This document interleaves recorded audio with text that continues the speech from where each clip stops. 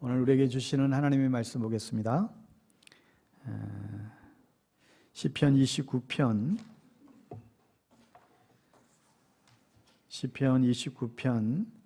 1절에서 11절 말씀입니다. 구약성경 822면에 기록되어 있습니다. 구약성경 821면 822쪽 시편 29편 1절에서 11절 말씀, 우리 찾으셨으면 자리에서 일어나셔서 한 절씩 교독하여 선포하겠습니다. 하나님의 말씀입니다.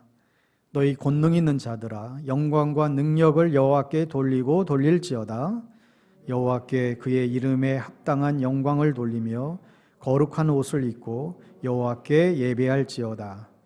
여호와의 소리가 물 위에 있도다. 영광의 하나님이 우레소리를 내시니 여호와는 많은 물 위에 계시도다.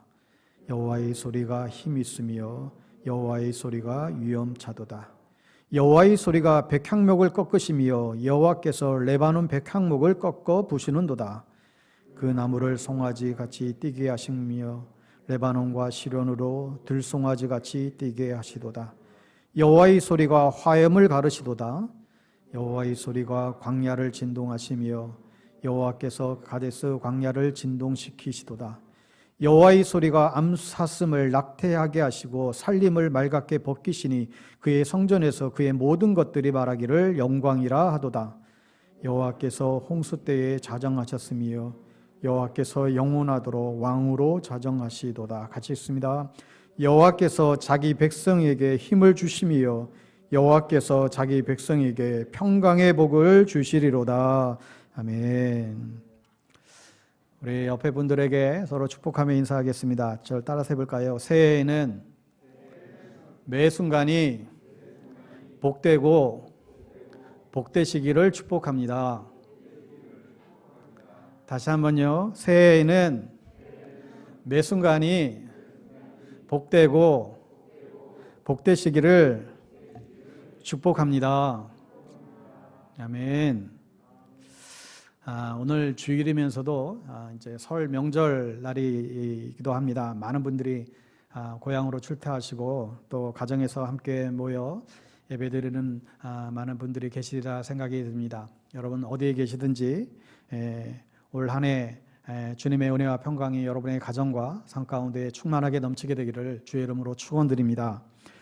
새해가 되었지만 팬데믹이 지나면서 여전히 우리 안에 이 불안함은 사라지지 않는 것 같습니다. 생태계의 기후 변화들, 또 계속되는 전쟁의 소식들, 또 금리가 오르고 또 부동산이 하락되고 저마다 느끼는 그런 불안함들이 저마다에게 다 있는 것 같아요. 이 불안이라고 하는 것은 우리에게 또한 한 가지 도전을 주게 되는데, 도대체 이 평강이라는 게 뭐냐는 거예요. 이 불안하지 않는 게 뭐냐는 거죠. 오늘 이 평강의 말씀을 나누기를 원하는데, 오늘 말씀해 보니까 여호와께서 평강의 복을 주신다고 했는데, 여호와께서 평강의 복을 주신다. 근데 이 복은 아무에게나 주는 것이 아니라 자기 백성에게 주신다는 거예요. 여러분은 무엇보다도 자기 백성, 하나님의 백성이 되시기를 바랍니다. 자기 백성에게 평강의 복을 주신다 약속하고 있습니다. 여러분, 이 평강이라고 하는 것은 여러분 잘 아는 대로 히브리어의 샬롬이란 말과 같은 말이죠. 이 영어로 이 peace라고 하는 이 단어는 몇 가지 의미를 가지고 있습니다. 여러분, 우선적으로 이 성경에서 말하는 평안은 전쟁이 없는 상태를 말합니다. 나라와 나라 사이에 전쟁이 없는 그런 상태가 평안입니다. 또 가정에서 또 다툼이 없는, 부부 사이에 다툼이 없는 것, 이게 평안이죠. 여러분 가정에도 다툼이 없게 되기를 바랍니다. 여러분 다툼이 없는 상태의 안전한 상태를 이제 평화라고 얘기하는 거예요. 설 명절이 되어도 가족들이 함께 모여 만나는 것을 좀 꺼리게 하는 가정들이 있습니다. 왜 그럴까요? 만나기만 하면 서로 다투고 그렇게 싸우는 일들이 왕왕 생기기 때문이죠. 서로의 입장 차이 때문에 혹은 재산 문제로 또 가족끼리 다투는 일들이 왕왕 있습니다. 모든 게 자기 중심적이기 때문에 그런 것이죠. 여러분은 이번에도 혹 만나서 싸우고 계시는 분들 있을지 모르겠어요. 아무쪼록 이번 설에 다툼이 없는 가정들 다 되시기를 바랍니다. 두 번째로 이 샬롬이 평강의 말의 의미는 마음속이 평안한 상태를 말하지요. 여러분, 가장 좋은 복은 사실 우리의 마음이 평안한 복입니다. 아무리 많은 것을 가지고 있어도, 내가 아무리 많은 것을 노력해서 그것을 성취한다 할지라도 내 마음이 평안하지 않으면 그것은 참된 복이라고 말할 수 없을 것 같아요. 좀 부족해도 우리의 마음이 평안해야 평안한 것이죠. 여러분, 이 마음 속의 이 평안은 아무것도 일어나지 않아서의 평안이 아니라 수없이 많은 일들이 일어남에도 불구하고 하나님이 우리를 안전하게 붙들어 주시기 때문에 오는 평안을 말하고 있습니다. 세 번째, 또 이 샬롬의 의미는 관계에 있어서, 하나님과 우리 사이에 있어서 어떤 조건이 다 충족되어져서 만족된 상태, 서로 문제가 없는 상태를 말해요. 그러니까 샬롬은 서로 간에 어떤 조건들이 다 채워졌을 때 이루어지는 상태를 말하고 있습니다. 여러분, 성경에 이런 여러 가지, 몇 가지의 그런 예를 들면서 이런 상황들이 나타나고 있는데, 샬롬의 상태를 나타나고 있는데, 여러분, 사람들과의 관계도 마찬가지인 것 같아요. 여러분, 누군가에게 돈을 빌려주었는데 이 못 받게 되면 어떻습니까? 매일매일이 평안이 사라져 버립니다. 내가 저 사람한테 빌려줬던 돈을 받고 빨리 지금 이 대출금리를 또 다시 갚아야 되는데, 내가 이 돈을 받지 못했을 때 우리의 마음의 평안이 깨어져 버리죠. 돈을 빌린 사람은 역시 빌렸던 돈을 갚아주었을 때 그 마음 가운데의 평안은 또 찾아오게 될 것입니다. 성경에서 이런 몇 차례의 이 평안의 뜻으로 쓰여졌는데, 다툼이 없고 마음의 평안한 상태, 그리고 관계에 있어서 서로의 조건들이 서로 완전해지는 상태를 가리켜서 평안이다, 샬롬이라고 우리에게 설명해 줍니다. 그렇다고 한다면 우리가 질문해 볼 수가 있죠. 과연 우리는 24시간을 살면서 정말 우리는 마음 가운데 평안한가? 정말 내가 평안한 시간이 과연 얼마나 될까? 우리가 솔직하게 이 질문 앞에 우리 자신들을 돌아봤을 때, 정말 이 평안한 시간보다도 과연 우리가 이 불안한 시간에 둘 중에 과연 어느 게 많을까 했을 때, 많은 분들이 평안보다는 이 불안의 마음이 더 차지하는 게 아닌가 생각하게 됩니다. 어쩌면 우리가 오늘도 예배하면서도 우리의 마음 한구석에는 이 불안의 감정들이 사라지지 않는 분들이 계실 것 같아요. 여러분, 우리에게 평강의 복이 임하면 얼마나 좋을까요? 우리가 이 평강을 유지하지 못하고 우리가 이 불안해지는 이유가 뭐냐면 내 마음에 갈등이 일어나기 때문 아니겠어요? 내 마음이 나누어지는 거예요. 내 마음이 하나가 되어야 되는데 이게 두 개로 나누어질 때 우리는 불안감에서 벗어나지 못하게 됩니다. 아이가 엄마랑 중국집에 갔는데 너 짬뽕 먹을래? 짜장면 먹을래? 그렇게 질문하면 아이가 순간적으로 당황할 수 있죠. 이게 어느 게 먹을까? 그런데 야, 너 짜장도 먹고 짬뽕도 먹어라. 두 가지 다 먹어. 그러게 되면 마음의 평안을 찾습니다. 그런데 진짜 갈등은 이런 것이죠. 내가 하고 싶은 일과 주님께서 원하는 일이 반대가 될 때, 나는 이렇게 행동하고 싶은데 하나님은 다른 방향으로 인도하실 때, 그럴 때 우리의 마음의 평안을 놓칠 때가 있습니다. 여러분, 골로새서 3장 15절에 보면 그리스도의 평강이 너희 마음을 주장하게 하라, 이 말씀이 있습니다. 그리스도의 평강이 너희 마음을 주장하게 해라. 이 주장하게 해라, 다스리게 하라. 이 말의 이 원어적인 의미를 보면 어떠한 일이 있어서 뭔가를 결정할 때에 그리스도의 평강이 심판자가 되게 해라. 여러분, 우리가 이 일을 해야 될까 말아야 될까, 내가 이것을 선택해야 될까 저것을 선택해야 될까 고민될 때가 많잖아요. 그런데 이 말씀은 그리스도의 평강이 심판자가 되어서 그것을 결정하게 하라. 더 쉽게 표현하면 마음의 평안이 흐르는 쪽으로 선택하라는 의미입니다. 내 마음이 평안할 때 내 마음의 평안을 주시는 쪽으로 선택하라는 거예요. 그러니까 어떤 것이 하나님의 뜻이고 어떤 것이 하나님의 뜻이 아닐까, 이것을 분별할 때 가장 1차적으로 우리가 분별을 선택할 수 있는 것은 이 구절을 근거로 해서 어느 쪽에 평안이 있는가 선택할 수 있습니다.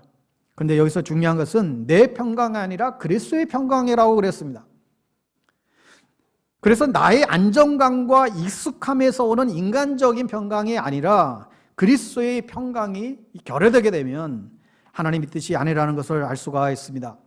여러분 다 경험해 보았듯이 어떤 일들을 하려고 하는데 그 일 자체가 나쁜 일은 아닌데 이 일을 할까 말까 망설이다가 이건 나쁜 일이 아니니까 그 일을 그냥 진행했다가 이거 내가 이거 괜히 일했네, 이거 괜히 이거 선택했네. 여러분 그렇게 후회했던 경험들이 다 있을 것 같아요. 여러분 그게 바로 우리 안에서 평강으로 이끌어 주시는 하나님의 인도하심일 수 있습니다. 저 같은 경우에도 무슨 일이든지 뭔가 마음에 불편한 감정이 들기 시작하면 절대 그거 하면 안 돼요. 이건 제가 좀 훈련이 된 것 같아요. 제 마음 가운데 어떤 불편한 마음이 주어진다 하면 절대 그거 하지 않습니다.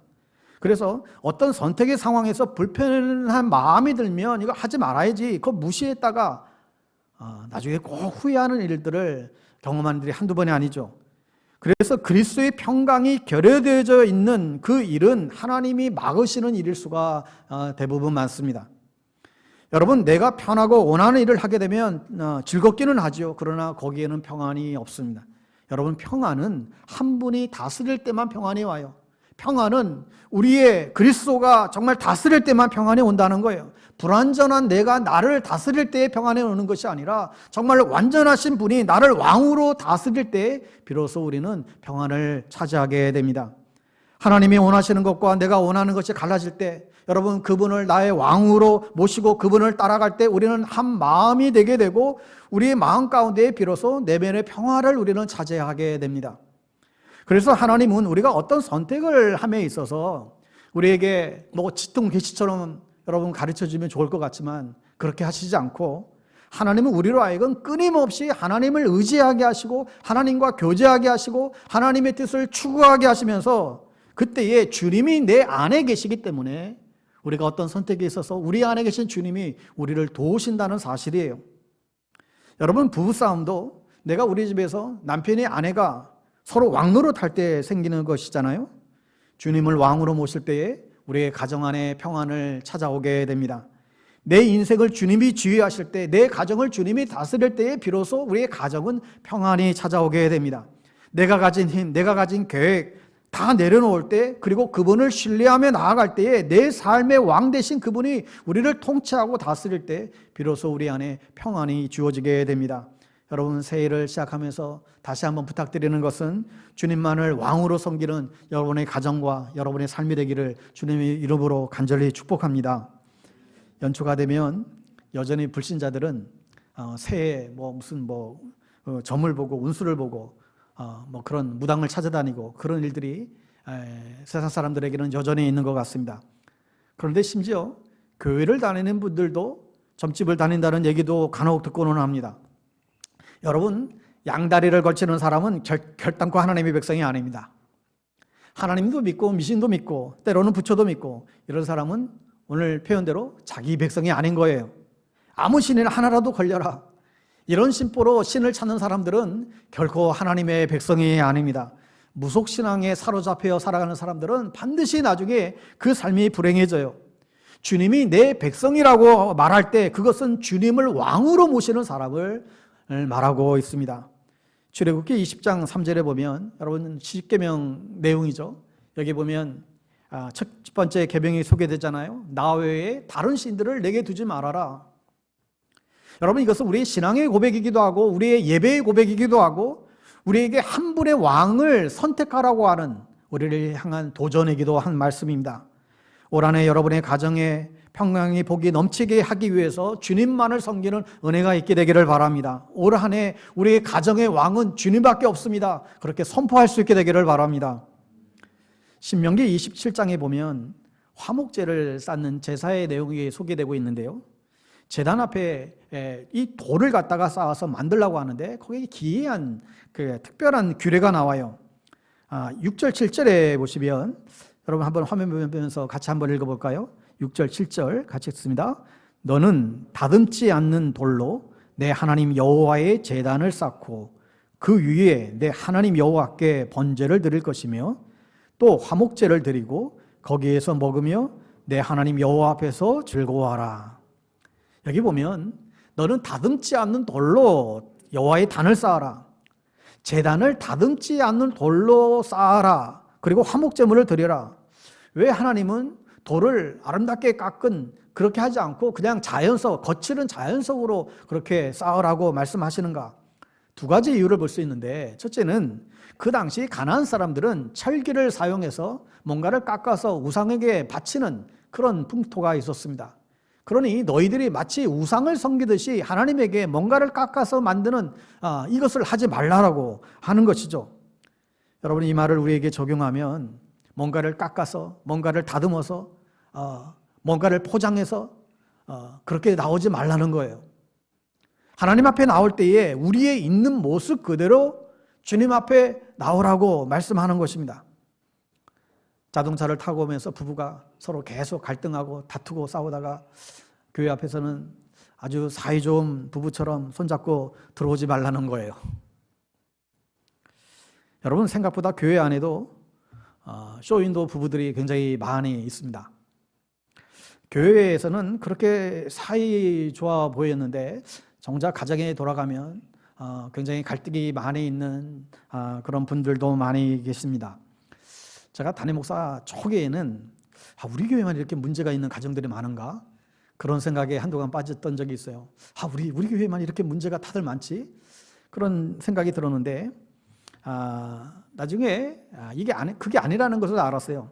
교회마다 다 비슷한데 큰 교회일수록 이게 드러나지 않을 뿐이구나. 오히려 사람들이 많이 모이는 교회일수록 가장 사이 좋은 부부처럼 그렇게 행세하고 교회에 있는 경우들이 많이 있다는 것을 알게 됩니다. 그런데 주님께서는 이렇게 주님 앞에 올 때 우리가 포장하고 아무런 문제 없는 것처럼 우리가 그냥 그렇게 위선의 모습으로 그렇게 오지 말라는 거예요. 그렇게 되면 주님과 우리 사이에 평화가 깨진다고 말씀하고 있습니다. 차라리 우리의 어떤 죄와 어떤 허물이 많다 할지라도 주님 앞에서만큼은 정말 벌거벗은 심정으로 주님께 국률을 구하고 자비를 구하는 마음으로 주님은 오라고 우리에게 말씀합니다. 두 번째 이유가 있는데, 돌을 다듬는 것은 이것은 우리의 노력을 얘기하는 거예요. 우리의 어떤 노력을 통해서 주님을 만족시키려고 하는 그런 행위들을 버리라고 하는 말씀이죠. 우리의 인간의 노력으로 주님을 만족시킬 수 있는 것이 아니라 하나님과 우리 사이의 관계가 회복되는 데 있어서는 우리의 노력이 아니라 화목제물 대신 예수님을 앞세우고 나아갈 때 하나님과 우리 사이에 평화가 있게 된다 말씀하는 것입니다. 하여 저와 여러분이 평강의 복을 누리는 방법은 이거 하나죠. 하나님과의 관계가 회복되어져야만 우리는 하나님과 또한 사람들과의 평강을 누릴 수 있게 됩니다. 우리는 하나님만을 우리의 왕으로 모시겠다라고 하는 결심이 있어야만 우리에게 평강의 복이 임한다는 사실입니다. 오늘 본문 1절을 다시 보시면 너희 권능 있는 자들아 영광과 능력을 여호와께 돌리고 돌릴지어다. 여러분, 주님께만 영광과 능력을 돌릴 수 있게 되기를 바랍니다. 여호와께 그의 이름에 합당한 영광을 돌리며 거룩한 옷을 입고 여호와께 예배할지어다. 그분의 이름에 합당한 그 영광을 돌리라는 말은 그분만을 섬기지 않으면 하나님이 그 예배를 받으시지 않는다라는 거예요. 여러분, 우리 인생에 주님만을 왕으로 섬기는 예배가 매 주일마다 일어날 수 있게 되기를 바랍니다. 3절에 보시면 여호와의 소리가 물 위에 있도다. 영광의 하나님이 우레소리를 내시니 여호와는 많은 물 위에 계시도다. 많은 물 위는 풍랑을 얘기하는 거예요. 그러니까 하나님은 이 풍랑을 다스리시는 분이라는 거예요. 그래서 우리가 하나님을 왕으로 섬기게 될 때에 우리 집에 올라오는 수많은 풍랑들, 우리의 삶에 올라오는 수많은 풍랑들이 있을 때인데 하나님이 왕이 되어 주셔서 그 풍랑들을 잠재워 주신다, 우리에게 약속하고 있습니다. 여러분, 2023년도 수많은 풍랑들이 우리 마음속에 왕을 차지하려고 덤벼들 거예요. 여러분, 그때마다 주님의 이름으로 그것들을 물리칠 수 있기를 바랍니다. 주님만이 나의 왕이십니다 선포하시고 내 삶의 왕의 자리를 빼앗기려고 하는 수많은 원수의 대적들을 여러분 쫓아낼 수 있게 되기를 바랍니다. 오래전에 어느 가정에 신방을 갔었는데 그 신방을 받으신 그 집사님이 그 신방하신 분들 또 교육자들 여러분들 같이 다 그 선물을 하나씩 줬어요. 가면서. 근데 이 책을 하나 선물해 줬는데 그 책 속에 이 복권을 하나 그냥 끼워둔 거예요. 그래서 제가 처음 복권을 직접 만져본 게 그때 처음 만져봤는데, 근데 이게 그러면서 그냥 농담 삼아 며칠 뒤에 발표한다는 거예요. 문제는 이 복권이 꼭 당첨될 것 같은 느낌이 드는 것이죠. 그래서 틈만 나면 교회 교육자실 사무실에 앞에 갖다 놓고 틈만 나면 들여다보고 괜히 또 꺼내보게 되고 심지어는 기도도 하고 있더라고요. 하나님, 복권을 사서 요행을 바라는 거 옳지 않다는 거 압니다. 그런데 신방 가시는데 그 집에서 그 선물로 이왕 산 건데 이왕이면 당첨되게 해주십시오. 그 로또 종이 쪼가리를 갖고 이게 며칠 동안 내 마음의 왕이 되어버렸어요. 아마 생각하기는 저뿐만 아니라 다른 교육자들도 동일하게 티는 안 냈지만 기도하지 않았을까 생각을 해봐요. 여러분, 로또 한 장만 있어도 이게 내 마음의 왕이 되어버리는 거예요. 그리고 드디어 발표 날이 됐습니다. 사역자들이 그때 7분이 그걸 같이 받았는데 놀랍게도 그 7장 다 꽝이었습니다. 근데 그 순간 내 마음의 감정의 왕이었던 그 복권종이가 순식간에 휴지로 바뀌고 말할 때요. 그 전까지는, 발표하기 전까지는 그게 내 마음의 왕이었는데 이게 꽝이 되는 순간 이거 그냥 진짜 휴지통에 던져 사라져버리는 휴지 조각에 불과하더라는 거예요. 여러분, 새겨 들으셔야 됩니다. 여러분, 하나님 외에 우리가 왕으로 모시는 모든 것들은, 여러분들이 주님 말고 왕으로 모시는 모든 것들은 다 사라질 것입니다. 그것이 1억이든 10억이든 다 사라질 거예요. 100억을 왕으로 모신들 그 사람은 평안하지 않습니다. 여러분, 주님만을 왕으로 모시는 사람에게 평강이 임하게 됩니다. 주님만을 나의 왕으로 섬기고 그 외에 왕의 자리를 탐하는 모든 것들을 다 제거하고 쫓아낼 수 있기를 바랍니다. 여러분, 이 영적 싸움에서 우리 모두가 승리하는 한 해가 되기를 바랍니다. 그리고 주님만을 왕으로 모시는 사람은 그 마음의 평화가 이루어졌기 때문에 그 사람이 어떤 인생으로 바뀌는가 하면 따뜻한 사랑을 실천하는 사람으로 바뀌게 돼요. 주님과의 평화가 이루어진 사람은 동시에 그 마음에 사랑의 사람으로 바뀌게 됩니다. 주님을 왕으로 모시는 사람들에게 나타나는 특징이에요. 사랑의 사람으로 바뀌게 돼요. 미국의 어느 목사님이 아이들 학교 행사에 방문을 한 거예요. 여러분, 그 학교에 우리나라도 그 게임 하잖아요. 그 아이들 그 발목에 풍선을 달아놓고 상대방의 그 풍선을 터뜨리는 그 게임을 합니다. 뭐 어른이나 애들이나 이 게임을 하게 되면, 심지어 뭐 교회에서도 이런 게임을 할 때가 있는데 서로 상대방에게 지지 않으려고 뭐 난리가 나죠. 소리를 지르고 서로 안 터뜨리려고 난리가 나는데, 그런데 이분이 그 학교에 가서 너무너무 충격적인 장면을 목격한 거예요. 서로가 터뜨리지 않으려고 다 피하고 도망가고 막 그러는데, 보통 같으면, 근데 거기 그 학교는 아이들이 좀 불편한 장애가 있는 아이들 학교였습니다. 지능이 조금 부족한 아이들이 모여있는 그 학교였어요. 그런데 상대방이 풍선을 잘 터뜨릴 수 있도록 자기 풍선을 앞에다가 잡아준다는 거예요. 상대방이 터뜨리기 좋게 다 자기 풍선을 앞에다가 이렇게 쫙 잡고 터뜨리라고. 그래서 모든 아이들이 풍선이 그렇게 다 터뜨렸다는 거예요. 그 모습을 보고 목사님이 너무 충격을 받았다는 거예요. 야, 이게 천국이구나. 남의 것을 터뜨리는 것이 아니라 내 것을 주는 것이구나. 여러분, 이것을 달리 표현하면 내가 죽는 것입니다. 여러분, 하나님이 왕이 되는 사람의 특징은 내가 죽어요. 내 자아를 죽입니다. 부부 사이에도 정말 상대방 저 사람을 죽이는 게 아니라 내가 죽는 거예요. 여러분, 내가 죽으면 평안이 찾아오게 됩니다. 내가 죽을 때 사실 평안이 와요. 그리고 그 게임의 승자는 모두의 승자로 게임이 끝났죠. 여러분, 그리스도인이 받는 가장 놀라운 축복은 예수님과 함께하는 복인데, 그런데 이 복에는 순서가 있어요. 예수님과 함께 죽는 신앙의 본질을 경험한 사람들에게만 사실 오는 복이에요. 십자가 앞에서 자기 자신이 죽는 그 경험을 한 사람들에게 주님은 이 평강의 복을 허락해 주십니다. 그리하여 나를 죽이려고 하나님을 왕으로 모실 때에 주님의 사랑이 나를 다스리는 그런 놀라운 역사가 일어나게 되는 것입니다. 여러분, 새 명절 우리가 보내면서 이러한 고백이 있었으면 좋겠습니다. 하나님만이 정말 나의 왕이십니다. 하나님만이 우리의 가정의 왕이십니다. 여러분, 이 복이 여러분 가정에 모두 누리게 되는 2023년 새해가 될 수 있게 되기를 간절히 바랍니다. 오늘 본문의 8절 10절을 계속해서 보세요. 이렇게 말하고 있어요.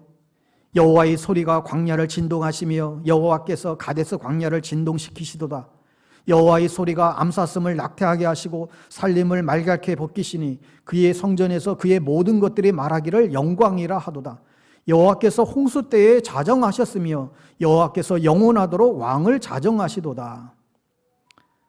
여러분의 가정에 여호와께서 왕으로 자정하시는 은혜가 있게 되기를 축복합니다.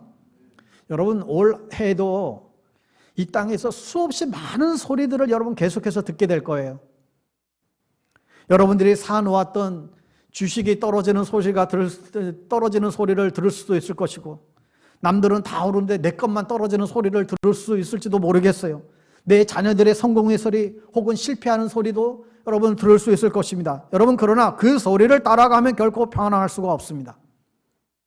세상이 주는, 환경이 주는 소리를 따라가면 우리는 결코 평안을 찾을 수가 없습니다. 우리는 주님의 소리를 들어야만 합니다. 주님이 다스리시는 소리를 우리는 들을 수 있어야 합니다. 주님이 왕이십니다. 주님이 여러분의 삶과 가정을 통치하시고 다스리는 이 소리를 들을 때에 우리는 비로소 평안을 유지할 수 있습니다. 오늘 11절 말씀을 여러분 다시 한번 볼까요? 11절 같이 한번 더 읽어볼게요. 시작. 여호와께서 자기 백성에게 힘을 주시며 여호와께서 자기 백성에게 평강의 복을 주시리로다. 첫 번째로 평강의 복은 하나님을 왕으로 섬기는 자기 백성에게 주시고, 두 번째로 자기 백성은 하나님의 말씀을 잘 따르는 사람들입니다. 여러분, 우리가 불안할 때가 사실 언제인가 하면, 믿는 사람들에게 있어서 불안할 때가 언제일까요? 하나님의 말씀을 떠날 때 우리는 불안해집니다. 하나님의 말씀에 불순종할 때 불안해지는 거예요. 성경에 제일 불안한 상태가 언제 등장할까요? 바로 아담과 하와가 하나님이 따먹지 말라고 한 선악과를 따먹는 그 순간에 불안이 밀려와요.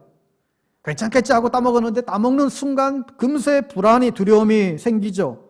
여러분, 주님께 불순종하면 하나님의 자녀들은 계속해서 불안해질 수밖에 없어요. 베드로가 주님을 3번 부인했을 때 그의 마음속의 평강은 순식간에 산산조각이 나버렸죠. 집을 나간 이 탕자 비유를 보면 아버지 재산을 받고 허랑방탕하게 살아가잖아요. 그 많은 재산을 가지고 먼 곳에 나아가서 마음껏 자유를 누리며 정말 행복한 평안한 삶을 살 것이라고 생각했어요. 그러나 그 많은 돈을 가지고도 그에게는 결코 평안이 없었지요. 여러분, 탕자의 평안은 집에 돌아올 때만 주어지는 평안입니다.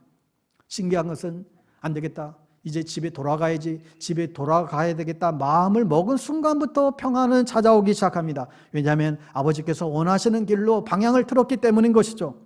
다른 표현으로 하면 이 가데스라고 하는 이 경건을 잃어버리면 불안해집니다.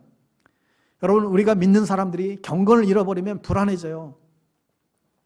경건이 뭐예요? 순종이 지속되는 것이 경건이에요. 경건은 하나님의 말씀에 계속해서 순종하는 삶이 경건이에요. 한 번 순종이 아니라, 잠시의 순종이 아니라 지속적인 순종의 삶을 살아가는 것이 경건의 삶이에요. 그런데 이 경건의 삶이 무너지면 평안은 흔들리고 불안이 우리 가운데 어습해 오기 시작합니다. 시편 32편 6절에 보면 이로 말미암아 모든 경건한 자는 주를 만날 기회를 얻어서 주께 기도할지라 진실로 홍수가 범람할지라도 그에게 미치지 못하리로다. 경건하다고 하는 것은 경건한 사람에게 고난이 면제된다는 이야기가 아닙니다. 풍랑이 올지라도 하나님이 그 사람을 지켜준다는 말이에요. 여러분, 한번 따라서 해볼까요? 하나님은 경건한 자에게 평강의 복을 주십니다. 여러분, 평강의 복은 자기 백성에게 주신다고 했어요. 자기 백성이 어떤 사람인가? 순종을 지속적으로 선택하는 경건한 사람을 말해요. 경건한 삶으로 2023년도 승리하는 여러분 될 수 있게 되기를 바랍니다. 마지막 생각해 볼 것은, 따라서 해볼까요? 예수 그리스도가 평강의 주인이십니다. 여러분, 이 평안을 깨뜨리는 주범, 이 불안함을, 경건을 깨뜨리는 주범이 무엇일까 생각해 보세요. 내 인생에 내 평안을 깨뜨리는 주범이 뭘까? 여러분, 생각해 볼 수 있습니다. 여러분, 우리의 인생에 평화를 깨뜨리는 주범은 물론 어둠의 악한 영인 사단이 우리의 평화를 깨뜨릴 수도 있습니다. 그런데 정말 우리 가정의 평화를 깨뜨리는 사람이 누굴까? 정말 더 솔직하게 우리 자신에게 질문을 해볼 때 그게 나라는 것을 알아야 됩니다. 평화를 깨뜨리는 주범은 남편이 아니라, 아내가 아니라, 자식이 아니라, 부모가 아니라 나로구나. 이걸 인식할 때 우리는 평화로 돌아갈 수가 있습니다. 평화를 깨뜨리는 주범이 누구라고요? 나라는 거예요. 내가 얼마나 많이 평안을 깨뜨리는지 사실 몰라요. 부부관계에서 갈등을 유발시키고 평화를 깨뜨리는 것은 상대가 아니라 나라는 거예요. 내가 문제라는 것을 알아야 우리는 평안의 길로 접어들 수 있습니다. 돈 리처든스라고 하는 인도네시아 서부 파푸아뉴기니아에 선교사로 가신 분이 계셨어요. 이분이 화해의 아이들 책도 쓰셨는데, 근데 그곳에 간 그 지역의 그 부족은 이 사위족이라고 하는 부족인데 식인종입니다. 아직도 이 석기를 사용하는 그런 이제 부족이었어요. 근데 그런 지역에 가서 선교한다라고 하는 것은 참으로 너무나 힘들고 어려웠던 일이었죠. 그런데도 가서 열심히 현지어를 배우고 복음을 전하는 삶을 살았습니다. 이분들에게 예수의 죽음에 대해서 설명을 했는데, 이 부족은 서로 사람을 죽이고 또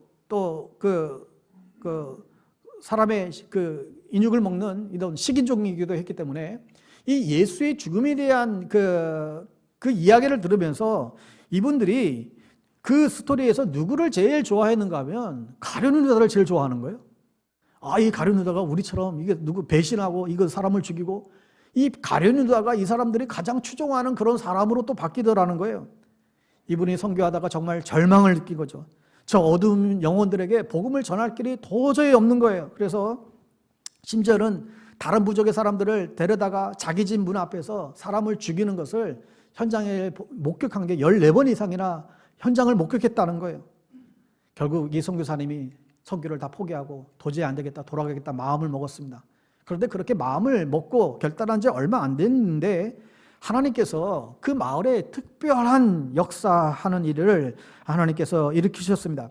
하나님이 그 사회 부족의 그 왕 추족의 마음을 움직이셨는데, 그 마을 사이에 계속 옆 마을과 계속 서로 죽이고 죽이는 그런 복수극이 펼쳐졌는데, 그 사회 부족의 추장의 마음을 움직여서 그 사회 부족에서 그 가정에서 태어난 한 아기를 상대편의 그 부족에게 상징의 선물로, 상징의 그 사인으로 이 어린 아이를 보낸 거예요. 그로부터 두 부족 사이에 평화의 조약이 맺어졌습니다. 두 추장이 생존하는 이랑 우리 더 이상 싸우지 말자, 화해의 조약이 맺어진 거예요. 이 리차든스 선교사는 이 사건이 있은 이후로 하나님의 복음을 다시 전하기를 시작합니다. 우리를 용서하시고 화해하기 위해서 평화의 왕으로 오신 예수 그리스도가 바로 화목제물이라고, 그리고 그분을 믿음으로 창조주 하나님은 우리 같은 죄인을 용서해 주셨다라고 하는 사랑의 복음의 메시지를 알리기를 시작했습니다. 그러자 정말 놀랍게도 하나님의 빛이 그 땅에 비추기 시작한 거예요. 그들에게서 이 땅에서 창조하신 하나님에 대해서 알고 싶은 그런 마음의 갈증들이 막 생겨나기 시작했고, 자기들 마음속에서도 더 이상 사람을 죽이는 이것이 옳지 않다라고 하는 그런 생각이, 그것을 버려야 되겠다는 갈망들이 일어나기 시작했고, 결국에는 예수를 믿기 시작한 것입니다. 결국 선교의 역사가 그 땅에 하나님의 도우심으로 얼마나 많은 수천 명의 사람들이 주님께 돌아오는 일들이 벌어졌습니다. 인도네시아에서 가장 큰 그 원형 건물이 거기에 지어지고 지금도 수천 명이 거기서 예배하는 장소로 바뀌었습니다. 사랑하는 여러분, 우리는 오늘날 이 깨어진 세상 가운데 살아가고 있습니다. 하나님과의 깨어진 관계, 인간과 사람들과의 깨어진 관계, 그리고 하나님이 지으신 이 창조 세계와 이 자연 세계와도 깨어진 관계 속에 오늘날 우리는 살아가고 있습니다. 그렇다면 이 깨어진 관계의 평화가 오려면, 이 깨어진 관계의 평화가 이루어지려면 이것을 해결해 주실 분이 필요한 것이죠. 그분이 바로 예수 그리스도십니다. 그분이 우리의 화목제물이 되어 주셨기 때문에 우리에게 평화의 길을, 화해의 길을 열어주셨다는 거예요. 하여 우리가 정말 예수님을 만나기 전까지는, 십자가에서 우리의 모든 저주와 질병과 상처를 다 사해 주신 예수님을 만나기 전까지는 결단코 우리 안에는 참된 평안이 있을 수가 없다라는 거예요. 여러분, 정말 우리가 매일매일 십자가를 바라보고 될 때에, 매일매일 십자가에서 우리 자신을, 자아를 죽이는 연습들을 해 나아갈 때에 우리는 매일매일 우리의 삶을 평안의 길로 인도해 주신다는 사실입니다. 요한복음 14장 27절에 보면 평안을 너에게 끼치노니 곧 나의 평안을 너에게 주노라. 내가 너에게 주는 것은 세상이 주는 것과 같지 않다. 너희는 마음에 근심하지도 말고 두려워하지도 말아라 말씀하죠. 우리 주님은 평안을 주실 수도 있고 평안을 빼앗아 갈 수도 있습니다. 오늘 성경에 보면 평안을 너에게 끼치노니 곧 나의 평안을 준다 그랬었죠. 예수님만이 주실 수 있는 평강을 주신다는 거예요. 하나님과 우리 사이에 깨어진 이 관계를 주님께서 화평케 만들어 주신다는 것이죠. 그래서 성경은 예수 그리스도는 화평이시다 말씀하고 있습니다.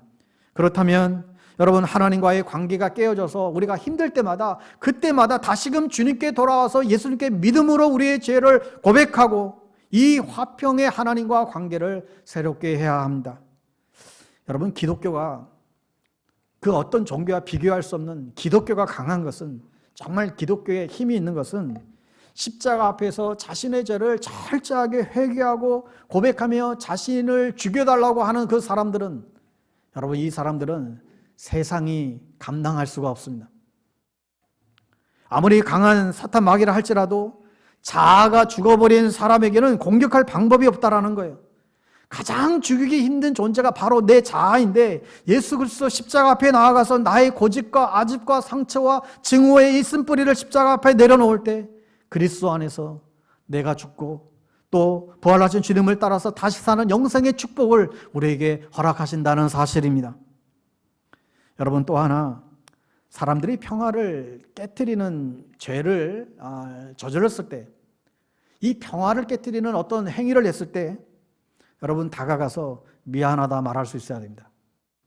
이게 이 평안을 소유한 사람들의 태도예요. 평안을 누리는 것이 주님으로부터 받은 선물이라고 한다면 이것이 나에게서 그치는 것이 아니라 내가 다른 사람과의 관계에서 평안을 깨트리는 행위가 있었다라고 한다면 여러분, 다가가서 미안하다고, 잘못했다라고 여러분 말할 수 있어야 됩니다. 거꾸로 나에게 해를 끼친 사람이 정말로 진심 어린 나에게 용서를 구하게 된다고 한다면 우리는 내가 당신을 용서하겠노라고 그렇게 용서할 수 있는 용기도 우리에게 필요합니다. 왜요? 우리는 더 큰 죄로부터 용서함을 받은 그 전적이 있기 때문에 그렇지요. 은혜를 입었기 때문에 그렇습니다. 여러분, 여기서 한 가지 주의할 것은 성경에 나오는 용서는 하나님과 피해를 당한 사람이 할 수 있는 권리라는 거예요. 용서해 주는 건 하나님이 할 수 있는 것이고 피해를 당한 사람이 할 수 있는 권리라고 규정하고 있어요. 모든 죄는 하나님이 다 용서할 수 있죠. 그런데 하나님께서는 죄 용서함을 받고자 하는 사람들은 혹이라도 사람들과의 문제가 있었을 때 그 관계를 회복하고 오라고 주님이 말씀하세요. 여러분, 마태복음 5장 23절 24절 말씀 한번 읽어볼까요? 한번 마태복음 5장 23절 24절 화면 띄워주시면 같이 읽겠습니다. 시작. 그러므로 예물을 제단에 드리려다가 거기서 내 형제에게 원망 들을 만한 일이 있거든, 생각나거든 예물을 제단 앞에 두고 먼저 가서 형제와 화목하고 그 후에 와서 예물을 드리라.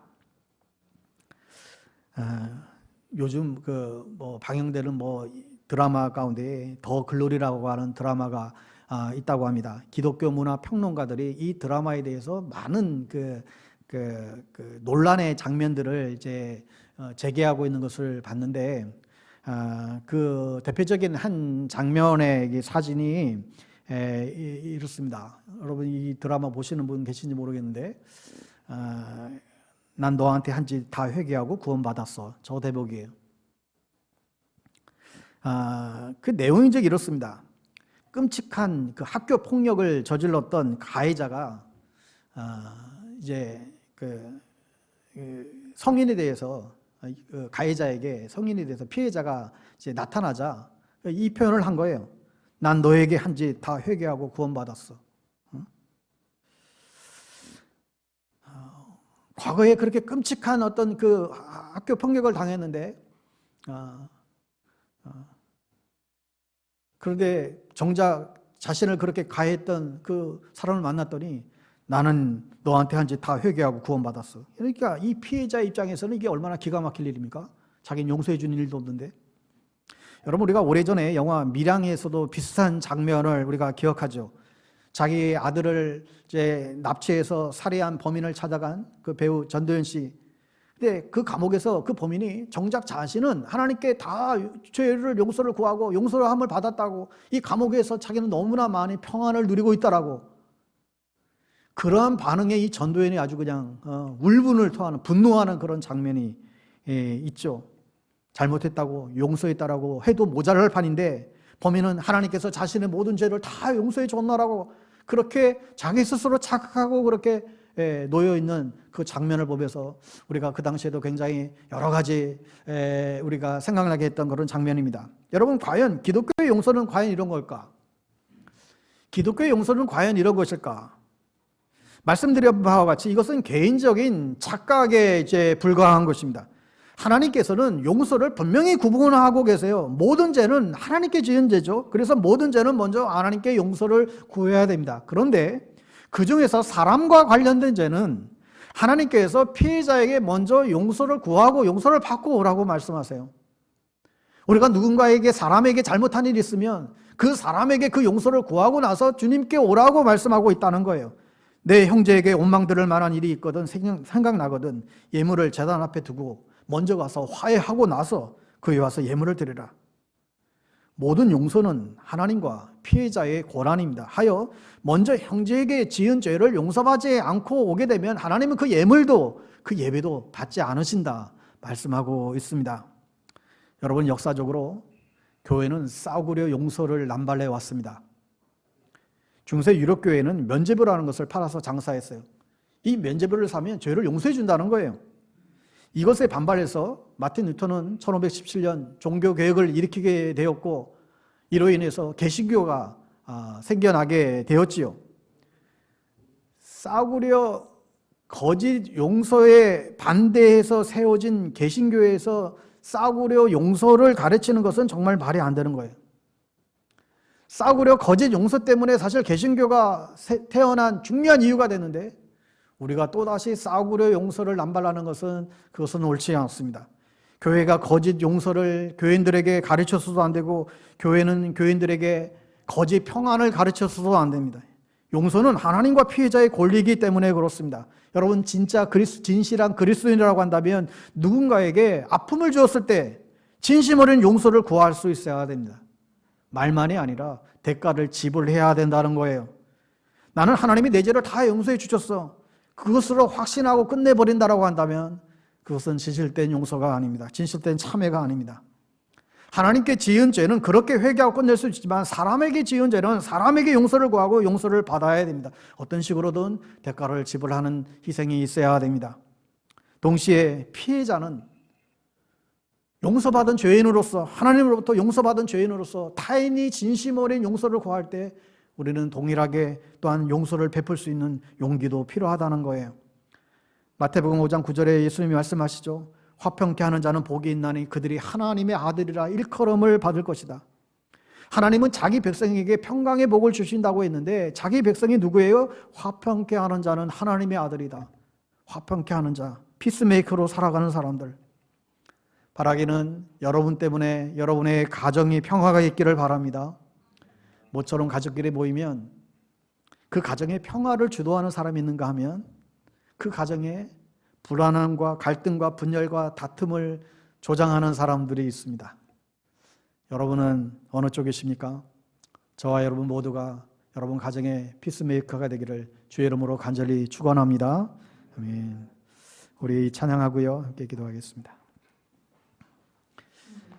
우리 오래된 찬양인데 그래도 이 가사 우리 묵상하시며 이 찬양을 했으면 좋겠습니다.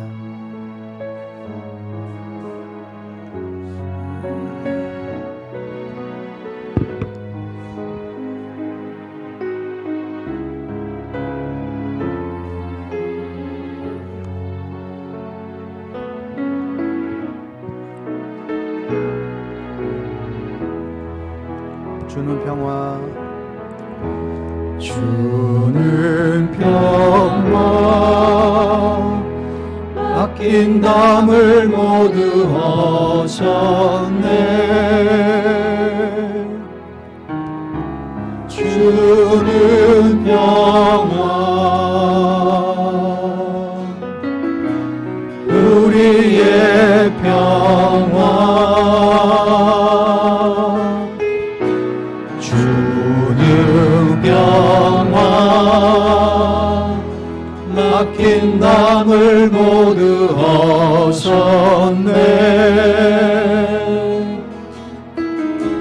주는 평화 우리의 평화 염려다 맡기라 주가 돌보시니 주는 평화 우리의 평화 염려다 맡기라 주가 돌보시니 주는 평화 우리의 평화 우리 다시 한번 고백합시다. 주는 평화 주는 평화 막힌 담을 모두 하셨네 주는 평화 우리의 평화 주는 평화 막힌 담을 모두 하셨네 주는 평화 우리의 평화 염려다 맡겨라 염려다 맡기라 주가 돌보시니 주는 평화 우리의 평화 염려다 맡기라 주가 돌보시니 주는 평화 우리의 평화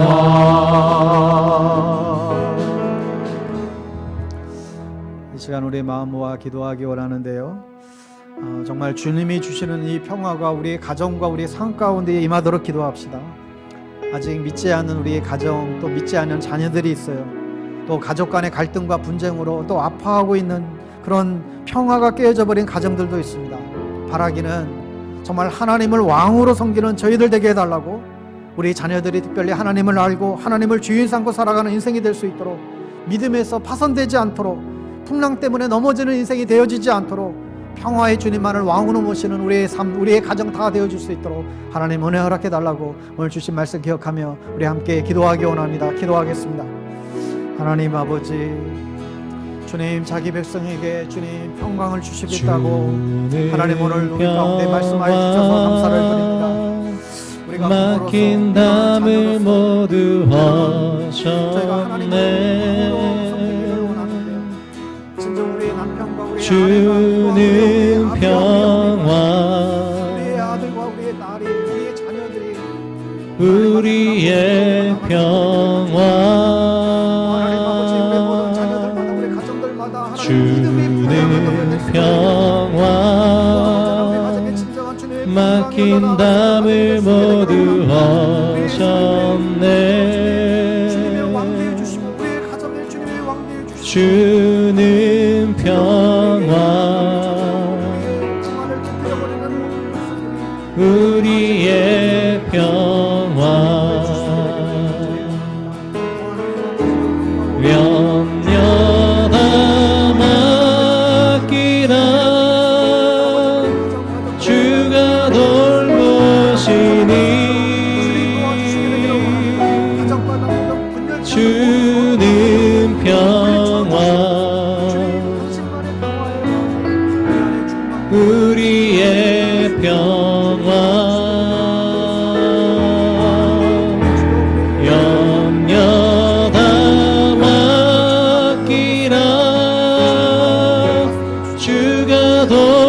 돌보시니 주는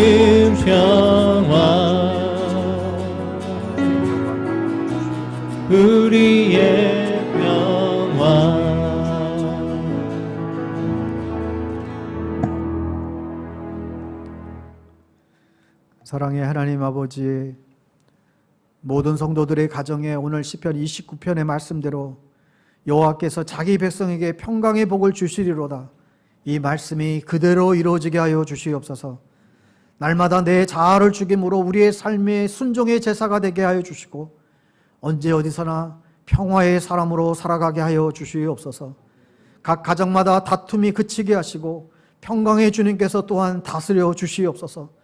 부모와 자녀에 이르기까지 평화의 주님이 통치하는 믿음의 가정들 다 되게 하여 주시옵소서. 설 명절을 맞아 여기저기 흩어져 있는 모든 성도님들 가정들마다 주님의 평강의 복이 흘러넘치게 하여 주시기를 간절히 바라옵고 오가는 모든 발걸음 하나님 축복하여 주시옵소서. 예수님의 이름으로 기도드리옵나이다. 아멘.